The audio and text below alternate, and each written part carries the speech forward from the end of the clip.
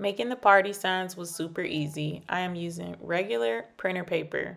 Before I began, I did use Etsy for a little inspiration. Once I figured out what idea I wanted to use, I used the Canva app to create my own signs. It was simple, easy to use. They turned out super, super cute. Only complaint is that the printer paper was a little bit too thin and I wanted these signs to kind of stand up at the party. So I did use construction paper to add a little reinforcement and to make them a little bit sturdy.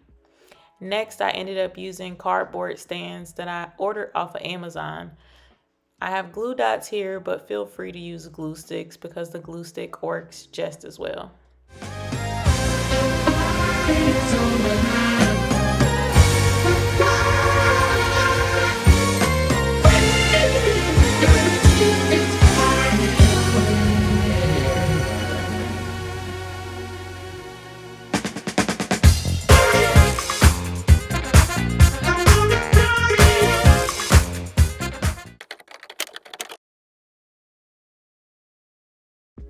I printed on full sheet glossy adhesive paper.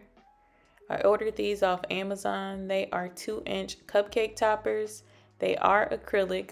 They have this extra plastic coating to prevent it from being scratched. I love that. So basically, you take the sticker and you place it on top of the cupcake topper. Super, super simple, easy.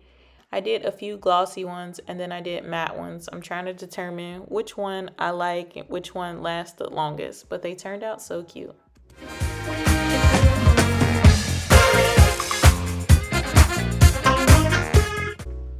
Word of advice, when doing DIY projects, don't forget to stop at your local Dollar Tree. Instead of paying $10 for a high chair banner, I made mine for $2. Instead of spending $50 on a helium tank, I ordered this set of 4 balloon stands off Amazon for $9.99.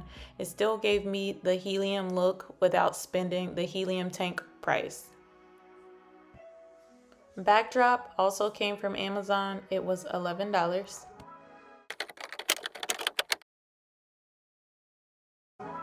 If you know me, you know a party isn't a party unless I have a felt board sign.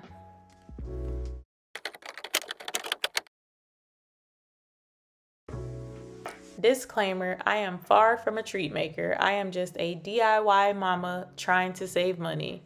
So I attempted to make treats for the party. I just pretty much melted the chocolate, half dipped the Oreos, added a little decor, placed in the fridge for a couple hours, and packaged them.